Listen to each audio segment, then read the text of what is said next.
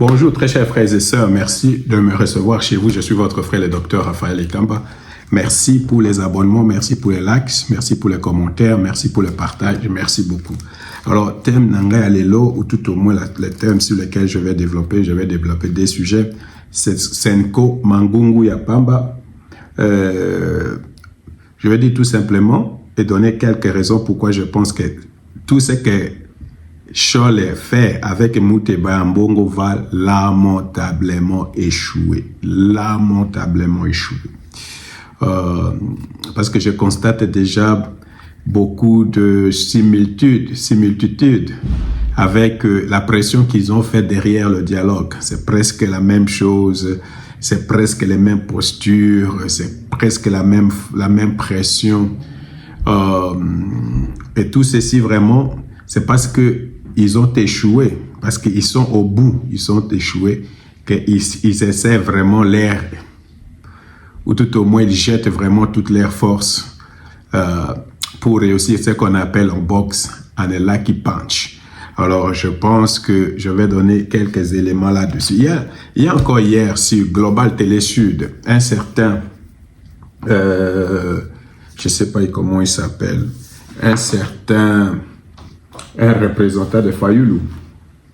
Il s'appelle, mais c'est Patrick Mbamou, qui est encore une fois de plus. Cette fois-ci, c'est pire que même Epenge. Cette fois-ci, c'est pire que même Prince Epenge, je t'assure. C'était pire. Alors, je vais parler de tout cela. D'abord, je vais faire quelques observations avant que vraiment je vous donne ce que je pense. C'est que je pense de tout ce que maintenant les gens de Senko et CC sont en train de faire. Ok, de la Senko et CC. Mais c'est Cholet, Senko et CC sont sur les mêmes, la même longueur d'onde. Donc, tous, ils demandent qu'il y ait des actions de subversion contre l'État. C'est ce qu'il avait dit sur l'émission Space de Stanis Boujakera. Donc, on doit continuer à les mettre ensemble. Mais c'est Cholet qui l'a dit. Alors, la première des choses, je vais faire vraiment une observation. Je vais commencer avec cette question. Parce que j'ai l'impression tout le monde veut nous manipuler avec cette histoire de la balkanisation. D'abord, il n'y aura pas de balkanisation. Ça, c'est pour cette raison, il ne faut même pas se faire. Il n'y aura pas de balkanisation.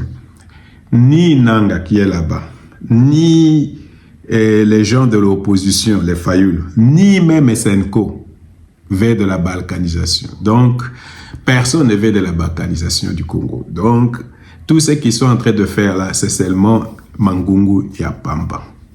Alors, c'est pour cette raison, il faut même poser cette question. Parce que tout le monde parle maintenant balkanisation. Si le Congo est aujourd'hui balkanisé, faut que vous ayez un. Et c'est à Félix Antoine Tshisekedi parce que lui, il est en train de lutter pour qu'il y ait restauration de l'autorité de l'État, pour qu'il y ait restauration de l'intégrité territoriale. Alors, ça ne va pas être la faute de Félix, ça doit être la faute des gens qui viennent avec cette histoire de balkanisation. Le pays va mal, ça va être le problème de la Senko, parce que la Senko ne peut pas se soustraire de cette histoire. Je ne sais pas, la Senko pense... donc, il y a des gens qui ont parlé de la Senko comme Asbel et tout ça, et ils pensent vraiment se soustraire de cette affaire. La Senko est au milieu de ce problème.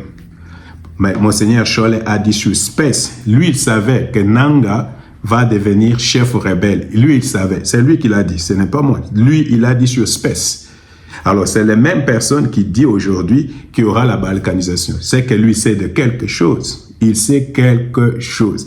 Alors, depuis le début, que ce soit pendant cette histoire de guerre, que ce soit la Senko y est impliquée. Et non pas seulement la Senko y est impliquée, le Monseigneur qui est là-bas à Goma, le Monseigneur Monsieur Mouteba, Monsieur Ambom, toutes ces personnes sont impliquées. Pourquoi? Parce qu'ils sont en train de lutter, non pas pour l'intégrité territoriale, mais pour 3 personnes. Ils sont en train de lutter pour Kabila, ils sont en train de lutter pour Katumbi, et puis ils sont en train de lutter pour eux-mêmes. Ils ne luttent pas pour la République.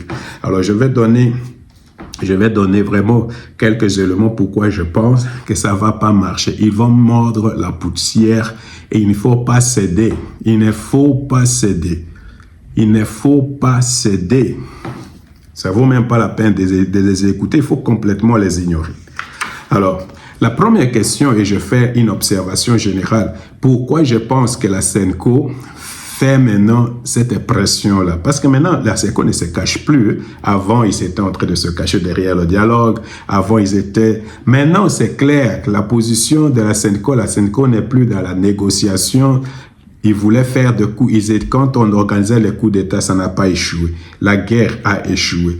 Maintenant, les tentatives d'utiliser le dialogue pour diminuer a échoué. Aller faire au niveau international, ça a échoué. Maintenant, la Senco est en train de jouer sa dernière carte. Elle ne se cache plus. Elle s'affiche à côté du groupe armé. N'oubliez pas, je vous disais que la Senco, elle se comporte comme une branche civile de l'AFC M23. Donc maintenant, la Senco s'affiche aux côtés de l'opposition, aux côtés du M23 pour combattre Félix. Ils ne combattent pas pour restaurer l'autorité de l'État, pour restaurer la paix, pour diminuer la souffrance, pour l'unité du pays. Non, non, ils sont en train de lutter pour 3 personnes. D'abord pour eux-mêmes, pour Kabila, pour Katumbi. C'est pour ces 3 personnes-là que la Senco est en train de lutter. Tout au moins dans une certaine mesure aussi pour le Rwanda. Alors, les gens, j'ai vu que par exemple, monsieur Cholet balayait tout cela de la main, mais c'est la vérité. Mais c'est ça même qui va faire qu'ils vont échouer parce que, n'oubliez pas, la Senco, Dieu est en train d'exposer cette église. Dieu va exposer la Senco. C'est parce que j'ai l'impression que le président commence à aller avec les Edjiba. Non, le président ne doit pas faire ces choses-là parce que c'est Dieu qui protège le président. Il doit continuer à s'accrocher à ce Dieu-là et Dieu va combattre pour lui. Et c'est pourquoi je vous dis qu'aujourd'hui, la Senco, parce qu'elle s'expose, elle se montre, elle montre les dents. La Senco, ce n'est pas un truc de Dieu. Alors, ça va vraiment, ils vont échouer lamentablement. Ils vont échouer lamentablement. Et c'est une bonne chose. Pour moi, c'est une bonne chose parce que ça va les affaiblir de façon définitive. Je ne vais pas parler de Léopard parce que vraiment, c'était pas très intéressant, mais ok, on attend encore l'Ouzbékistan pour voir ce que ça va donner. Maintenant, pourquoi la Senco prend la position que la Senco prend aujourd'hui? La première des choses, c'est parce que ils ont compris que tout ce qu'ils ont fait jusque-là, ça n'a pas marché.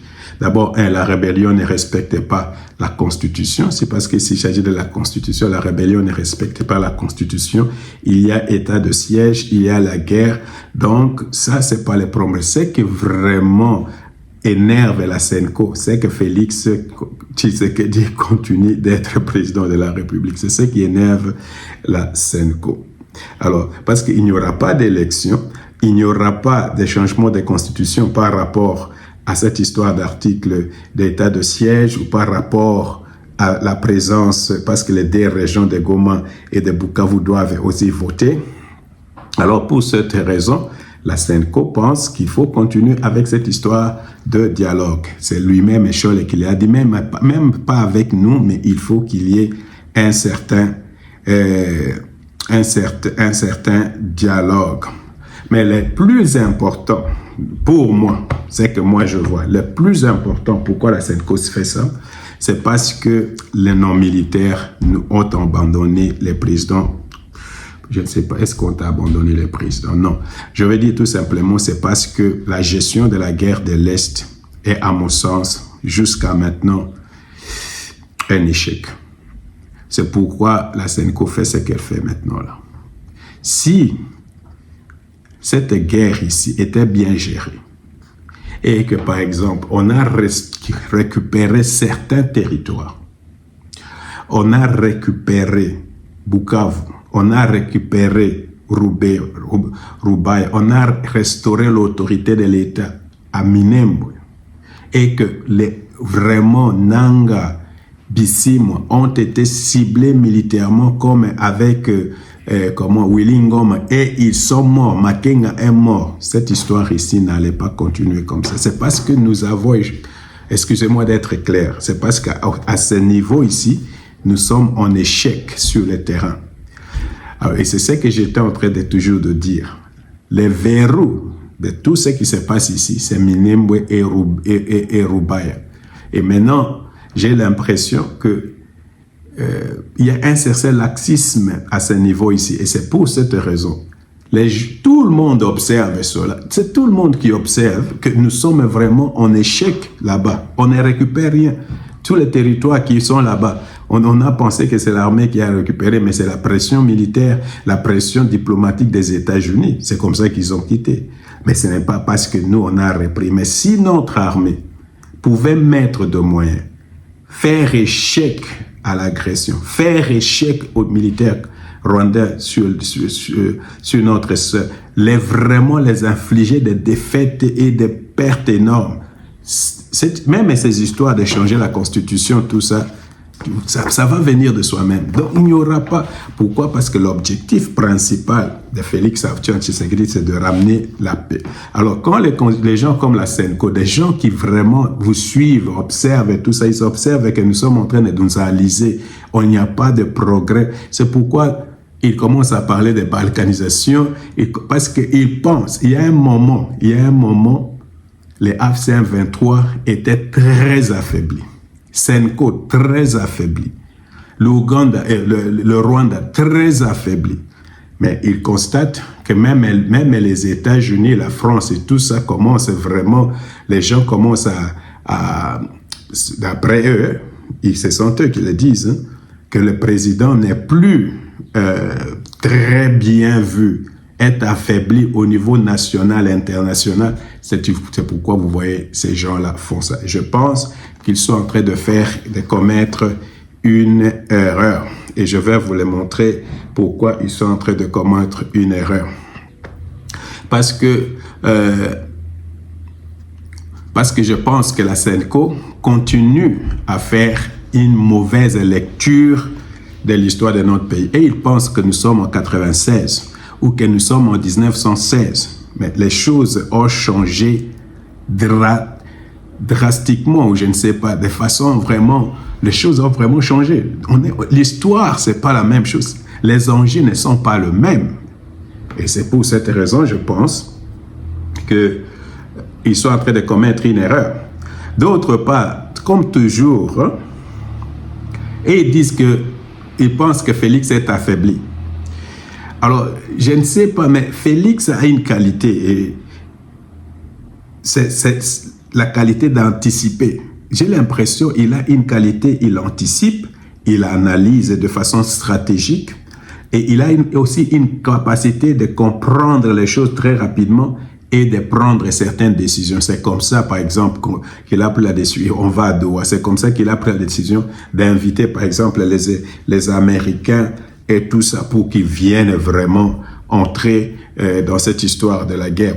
Il a compris une chose, vraiment les niveaux stratégiques de notre pays par rapport à tous les enjeux internationaux, par rapport aux minéraux critiques, et il a invité les États-Unis pour venir jouer un certain rôle en République démocratique de Congo. Alors ça, ils ont ignoré ça. D'autre part, ils sont en train d'ignorer que nous, Congolais, que ce soit même les gens qui sont des catholiques, personne ne va accepter que les Congos soient divisés, à part peut-être Moukeba, parce que Moukeba, j'ai l'impression qu'il a des velléités katangaises de genre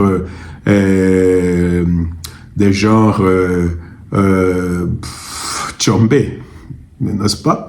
Mais il n'y a pas de Congolais qui vont accepter ça. Ok. C'est pour cette raison, je pense que cette histoire, Yasenko, ça ne va pas réussir. Ça m'a surpris parce que quand je suivais même ces messieurs sur José Makila, suspect, c'est là où quand tu regardes, tout le monde est content. Et c'est ce qui fait que maintenant, Abéchol, la Kanisi, que non, Basali, pourquoi? Parce que quand tu es suspect et tu écoutes tous les gens de l'opposition en train de dire, ah, Bossali bien, Antengue Bozui, Bossali. Et c'est ce qui fait que Mutuna Bangwe Salini et Vimbi. Mais ces gens ici, ils vont mordre de la poussière.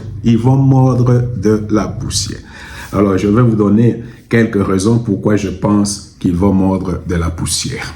La première raison, c'est cette déclaration de M. Cholet en réponse à ce que, je ne sais pas, ce que les gens de l'Union sacrée ont sorti comme communiqué. Il paraît qu'ils ont dit que non, ils sont en train de faire les communiqués de la Senesco à une nature subversive. Et alors, l'autre a répondu, comment Cholet a répondu. Alors, la première des choses, il accuse le gouvernement de se détourner des véritables problèmes, Ebola, insécurité et de l'unité nationale. Et il dit ceci, il y a un deal. Il y a un deal entre Kinshasa et Kigali et il estime qu'un référendum dans le contexte actuel risquerait de consacrer à la balkanisation du pays. Et puis il dit que non, c'est comme si il y a un deal entre Félix Antoine Tshisekedi et Kagame pour céder la partie de l'Est à Kagame pour que Félix Antoine Tshisekedi reste au pouvoir. Ça, c'est Abéchol. C'est vraiment Senko et CC qui raisonnent comme ça. Alors, et ça me montre que ce sont les mêmes arguments. J'ai écouté chez Fayoulou.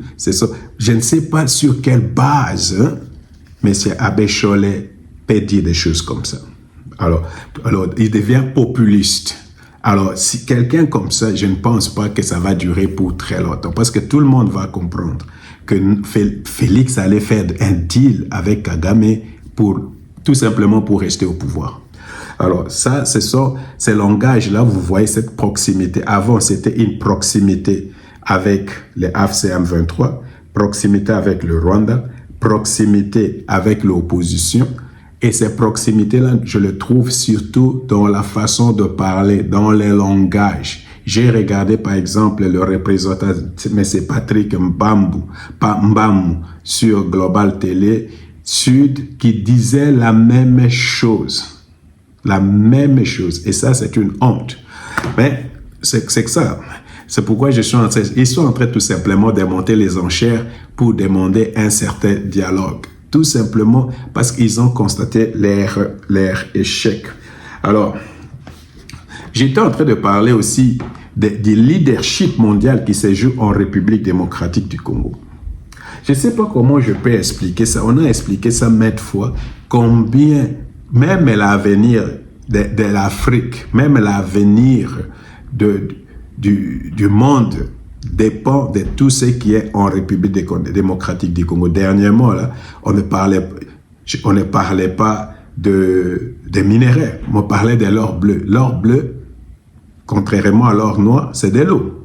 Il y a tellement d'eau en République démocratique, de l'eau douce. Alors tout cela, la République démocratique du Congo joue maintenant un rôle important dans les concerts de nations. Alors je ne pense pas que à l'ère actuelle, avec les intérêts, ou tout au moins l'attention que les États-Unis essaient d'accorder à la région de Grand Lac, essaie d'accorder à la République démocratique du Congo qu'il y ait maintenant des partitions, qu'il y ait des balkanisations, des choses comme ça. Je répète, Nanga lui-même ne croit pas à ça, même Cholet ne croit pas à ça, même Mouteba, parce que je pense que tout cela, ça vient de Mouteba et de Nanga et des gens qui sont là-bas à l'Est, ne croient pas à cela. Ils ne croient pas à ce qu'ils même disent là, cette histoire de balkanisation. C'est seulement un moyen de pression. Alors, j'étais en train de dire que la Senko pense que Félix est faible à 3 niveaux. Au niveau international, au niveau national et au niveau militaire. Au niveau national, ils ont essayé avec cette histoire de villes mortes. Ça, c'est des ballons d'essai pour voir comment ça va marcher. Et puis, militairement, je voulais vous dire que si notre armée était performante sur terrain, la Senko n'aurait pas à dire. C'est parce que cette guerre dure et c'est parce qu'on ne récupère pas de territoire et c'est parce que ces gens-là sont en train de s'installer de plus en plus là-bas. C'est ce qui donne beaucoup plus de zèle et aux opposants, c'est ce qui donne beaucoup plus de zèle et à la Senko, c'est ce qui donne beaucoup plus d'aile, je voulais dire, même aux gens de AFC-M23, même au Rwanda.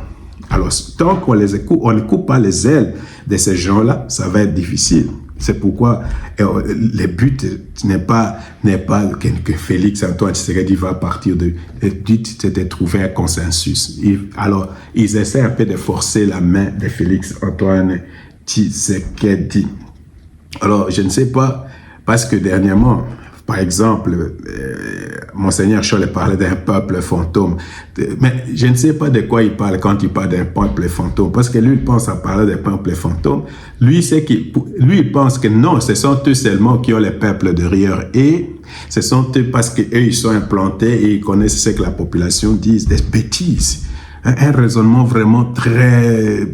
Parce que normalement, si tu veux connaître, tu vas prendre à l'intérieur, mais il faut prendre peut-être les barramas de Kinshasa, des grandes villes. Alors, c'est là où on pourra savoir vraiment ce que la population pense. Alors, tu ne vas pas nous dire tout simplement...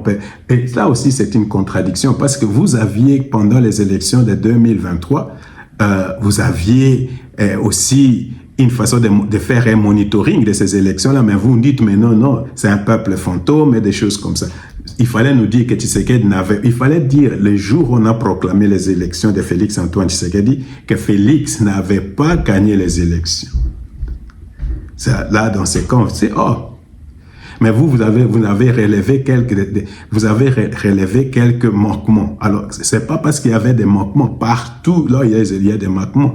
Alors, c'est pourquoi, quand ces messieurs parlent d'un peuple fantôme, je ne sais pas de quoi ils parlent. Mais tout simplement, ils se sont jetés main et corps dans cette histoire et on va voir ce que ça va donner. Mais moi, je peux déjà vous dire que ça va échouer et ça va échouer lamentablement. Maintenant, les enjeux de 2000, une autre raison pourquoi je pense que ça va échouer, les enjeux de 2016 ne sont pas les mêmes à 2023, ne sont pas les mêmes à 2026. Nous sommes en 2026. Et ils pensent que non, comme ils avaient fait contre Kabila, ils peuvent faire ça aussi avec Félix Antoine Tshisekedi.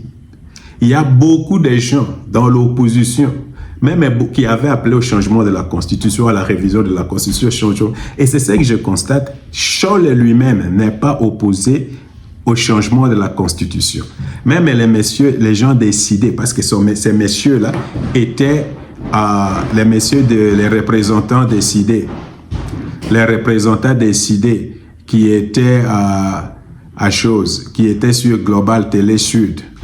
Lui-même aussi, on lui a posé la question, est-ce que vous êtes ouvert au changement de la Constitution?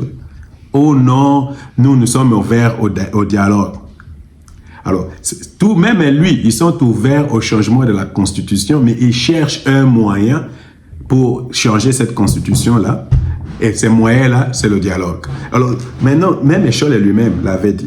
L'Église, les CC l'avait dit. Donc, tous ils sont d'accord que la Constitution doit changer. Mais c'est seulement la méthode, comment il faut arriver là-bas qui fait. Alors, je ne vois pas par quel mécanisme on va forcer le président de la République à vraiment organiser ce dialogue. Surtout que maintenant, la Senko et CC, qui devaient être neutres, ont pris déjà position contre le président de la République. Alors, c'est pour cette raison... je pense que cette histoire va échouer. J'ai constaté que parmi les 42, ou je ne sais pas 48, c'est 48 membres de la Senko ECC qui constituent cette histoire, cet aspect Senko ECC, il y avait à peu près 35 signatures, il y avait 13 effets qui n'ont pas signé. Alors, dans la déclaration de M. Scholl, dans laquelle il a répondu aux gens de l'Union sacrée, il rendait hommage aux quelques dignitaires ou personnalités de l'Union sacrée qui n'ont pas voulu signer les communiqués et qui étaient d'accord avec eux. Ok. S'il y a une partie de l'Union sacrée qui est d'accord avec l'Église catholique, mais aussi, je m'imagine, les 13 évêques qui n'ont pas signé, peut-être aussi, et ils sont aussi d'accord avec le pouvoir. Vous comprenez? Si on parle de division dans l'Union sacrée, on doit aussi parler de division dans la Senko-ECC. Et je suis convaincu que cette division va aller grandissant. Ça va aller grandissant. Ça veut dire qu'il y aura encore beaucoup plus d'évêques qui vont se désolidariser, voilà, désolidariser de ce que la Senko-ECC a fait. Alors, il ne faut pas maintenir rigueur. J'ai fait mon effort pour parler qu'il n'y aura pas, ils vont se désolidariser. Voilà, ça a fonctionné cette fois-ci. Alors, les discours politiques de la Senko-ECC, de dire nous sommes neutres, ça ne va plus marcher, nous sommes constants, ça ne va plus, ce sont des mensonges. Parce qu'au fur et à mesure qu'on va confronter la Senko, parce que j'ai l'impression, et il ne faut pas venir nous dire qu'il y a une dictature en République démocratique du Congo, parce que j'ai l'impression que les gens de tout le monde va maintenant sur X-Space de M. Stani Boudiakera. Tout le monde là-bas pose des questions, et surtout les gens de l'opposition. Il ne faut pas venir après nous dire non, il n'y a pas de démocratie, on est en train de museler la presse ou des choses comme ça. Il ne faut pas venir parce que vous partez là-bas pour raconter vos salades et vos bêtises. Maintenant, jusque-là, ça marche parce que vous avez des questions qui sont simples. Mais quand vous serez à face des hommes vraiment qui posent des questions difficiles, c'est alors que vous allez voir combien cette histoire de Senko-ECC sera humiliée et va tomber comme un château de cartes. Parce qu'il n'y a pas de fondement en bas, à part la haine de Tshisekedi, il n'y a pas de fondement en bas, à part le fait tout simplement qu'on veut récupérer une portion du pouvoir pour Kabila ou pour Katumbi ou peut-être pour les propres intérêts personnels. Quand vous êtes chez Miram Bokechu ou quand vous êtes chez Boudiakera, alors vous allez raconter vos bombas, vous racontez vos bêtises, mais les jours vous allez rencontrer des gens qui suivent ces choses de près, ou qui suivent ces choses de près, je voulais dire, ou nous qui suivons ces choses de près, ça ne va pas être une partie de promenade. C'est ce que on constate par exemple une fois quand ces gens-là sont par exemple chez Global Télé Sud. Les gens comme les Épingués, les gens ils commencent à s'énerver, ils commencent à se fâcher parce qu'ils n'ont pas d'argument. Ils sont dans le mensonge, ils sont en train dans la manipulation. Par exemple, quand Monseigneur Scholl dit que non, ils étaient pour la Constitution, il dit non, que Kabila fait de la manipulation. Je pense non. Tu vois, donc tout le monde fait de la manipulation. Il avait utilisé ces mots-là, manipulation, maintes fois. Alors que ce sont eux qui sont dans la manipulation. Pourquoi? Parce qu'ils ne disent pas la vérité. Alors, maintenant, très chers frères et sœurs, parce que je dis cela, je ne sais pas, mais je dois peut-être faire ce petit constat. Je ne sais pas si vous constatez, je ne sais pas si c'est de la fatigue, ou je ne sais pas si c'est de la stratégie, ou je ne sais pas ce qui se passe, mais je constate que Mme Kaikwamba devient invisible, Patrick Mouyaya devient invisible, le président de la République lui-même, je ne sais pas ce qu'ils sont en train de préparer.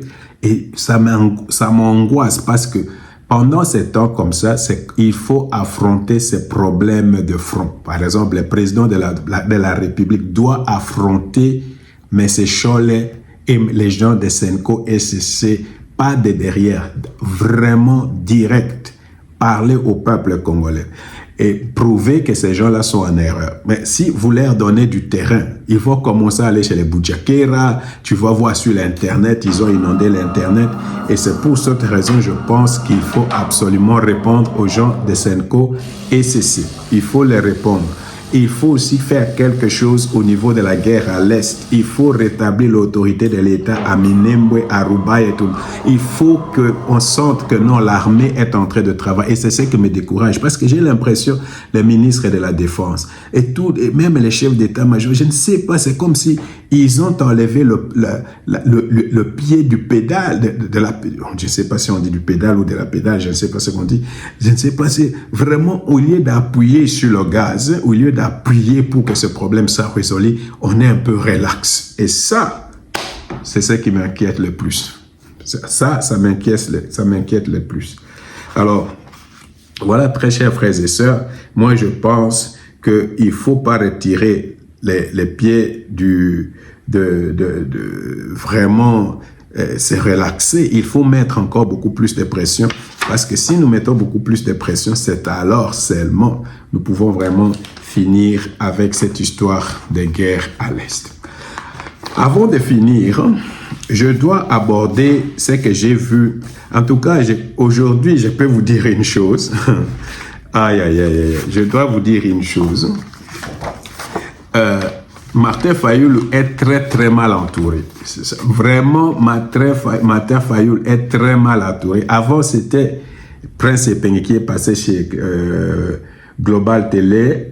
Et maintenant, c'est un certain Bamou qui est passé là-bas. Un certain, comment il s'appelle? Un certain Patrick Mambou. Oh, j'ai eu honte. Je ne sais pas, mais j'ai eu vraiment honte. Vraiment honte. Un raisonnement vraiment au bas de l'escalier. Manque de culture politique, surtout parce qu'il raconte du n'importe quoi. Vraiment, il n'y a pas un peu de fait. Et c'est ce qui a conduit, par exemple, un certain monsieur Luther, le docteur Maître Luther du Congo-Brazza, qui était aussi à Duplex, je pense, à partir du Congo de Brazza, pour dire vraiment qu'il fait la honte il fait la honte de celui qu'il a choisi, Fayulu. Alors, je me pose la question si Fayulu peut diriger les pays avec des gens comme ça. Parce qu'ils n'ont même pas vraiment, ils n'ont pas vraiment d'arguments. Regarde par exemple ce que ces gens-là disent. À chaque fois quand ils sont en cours d'arguments, j'ai vu ça à Epenge, j'ai vu ça chez ces messieurs ici, Patrick Mbamou, ils commencent à dire non, la chaîne des talibans. Oh, la chaîne de l'UDPS. C'est ça l'argument, la chaîne de l'UDPS, la chaîne de talibans. Alors, pour vraiment prouver à ces gens-là combien ils sont vraiment très mal préparés, à court d'arguments, le monsieur a dit, vraiment, il a dit ceci, le bon sens vous a quitté, le bon sens vous a quitté. Comment je peux être du Congo-Brazzaville et vous m'appelez maintenant Taliban? Je suis un Congolais de Brazza, mais vous m'appelez Taliban. Le bon sens vous a quitté. On leur a dit, comment vous demandez à Félix de quitter le pouvoir alors que vous dites la marche que vous avez organisée le 8 juin ou des choses comme ça, il faut que Félix quitte le pouvoir. Alors, si Félix quitte le pouvoir, en 3 mois, il faut organiser les élections. Alors, s'il faut organiser les élections en 3 mois, est-ce qu'à l'est de la République démocratique du Congo, en 3 mois, c'est possible d'organiser les élections? À 3 mois. C'est possible d'amener la paix là-bas? En 3 mois, c'est possible d'organiser les élections? Alors, vous voyez, on ne peut pas demander une chose et son contraire à même fois. C'est la même chose aussi avec cette histoire de la balkanisation. Alors, ces messieurs disent quelque chose comme ça. D'abord, quand vous allez sur un plateau, il faut connaître les gens qui vont venir, il faut connaître peut-être ce que la personne a écrit, il faut connaître leur background. Quand tu vas dans un panel, essaie de connaître qui est là-bas, qui vient là-bas, qu'est-ce qu'il a publié avant, qu'est-ce qu'il fait. Et quand vous venez, Ne venez pas avec faire de, je ne sais pas, raconter des salades ou faire des invectives ou des choses comme ça. Argument contre argument et reste calme. Alors, c'était à la fin une cacophonie terrible. Pourquoi? Parce que le monsieur était en cours d'argument et était en cours de raconter du n'importe quoi. Par exemple, oh Félix Antoine Tshisekedi veut tuer Martin Fayulu.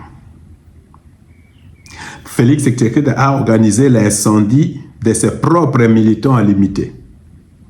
Alors, il a parlé maintenant du tribalisme. Il a même dit à ces messieurs-là, Guy, comment il s'appelle? Guy, monsieur Guy,